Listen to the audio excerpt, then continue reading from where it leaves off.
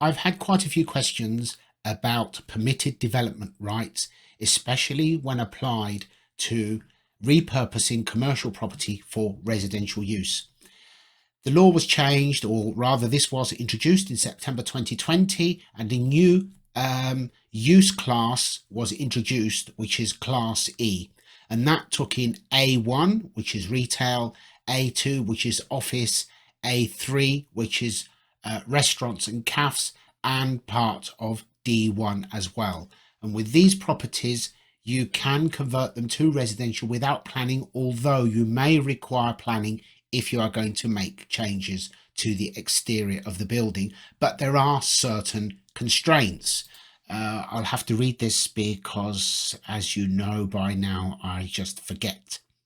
So, to quote, the newly introduced size limit, the requirement for the floor place to have been in commercial, business and/or service use for the 2 years prior to the application, and the need for the floor space changing use to have been vacant for 3 months prior to the application are significant new constraints that do not currently apply to the corresponding permitted development right. The 2-year requirement was introduced to prevent gaming of the planning system. However, landlords may be happy to leave units vacant for 3 months or serve break notices to create the vacancy and take the pain of lost rent for a short period to enable the new rights to be engaged. There would appear to be nothing in the proposed legislation to prevent this. And prior approval process is similar for other permitted development rights for change of use to residential, for example, transport impacts of the development, contamination risks in relation to the building, flooding risks in relation to the building, impacts of noise from commercial premises on the intended occupiers of the development, where the provision of adequate natural light in all habitable rooms of the dwelling houses. The one to watch there is the contamination risk, but more importantly, or what I am hearing has become a problem to a lot of developer, is flooding risk and flood risk assessments. I'm aware of several developers who have properties all done exactly to the letter of the law, and their developments are completed and ready to go, and they can't progress because they are waiting for a flood risk assessment.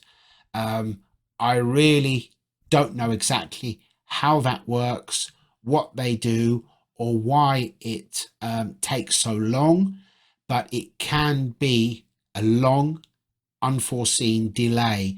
So if you are planning to repurpose any property or even a new build, please check out other developments nearby, try to speak to them and find out what the situation is in your particular area, because this is not a national thing, it's a localized issue and it's covered by a local bylaw. So there isn't one size fits all. You need to establish what the situation is in your particular area, and it is better to do this before you proceed, because if you find yourself that you've financed and developed a property and you are waiting to exit to buy to let or sell on or refinance it in any particular manner, and you suddenly have to come to a stop and wait for months and months at the current interest rates, that could be catastrophic. So please take care where that is concerned.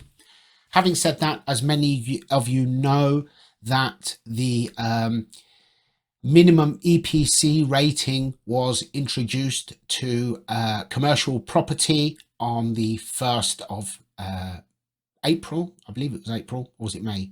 April or May, anyway.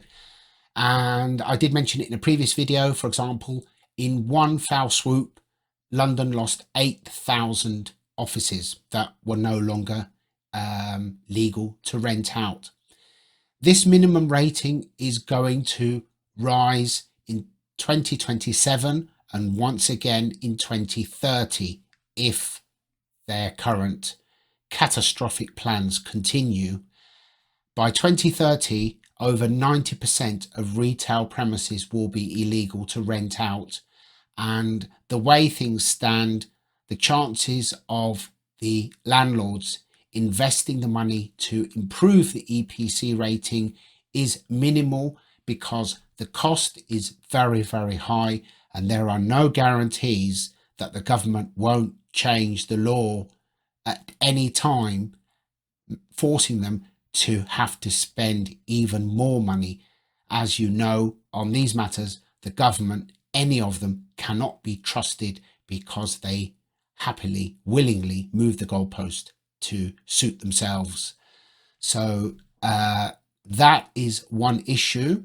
And what happened with this first change is that it has spooked a lot of shopkeepers and landlords of commercial premises, and more retail premises are beginning to come to market. So there will be a lot of opportunity to repurpose these for residential. But even though you are entitled to do so under permitted development rights, provided of course that the property does fit the criteria, never assume anything, never take anything for granted, and please ensure that you conduct your due diligence before you embark on anything. And once again, just to reinforce what I said earlier, please ask around and find out what the situation is with contamination and flood risk assessments in the area of the said property before you even start, because if there are issues with that, it could be catastrophic. That's all for now. If you have any questions about anything to do with property, as always, feel free to get in touch, email, call, message, whatever works for you, and I'll see you in the next video. Bye bye for now.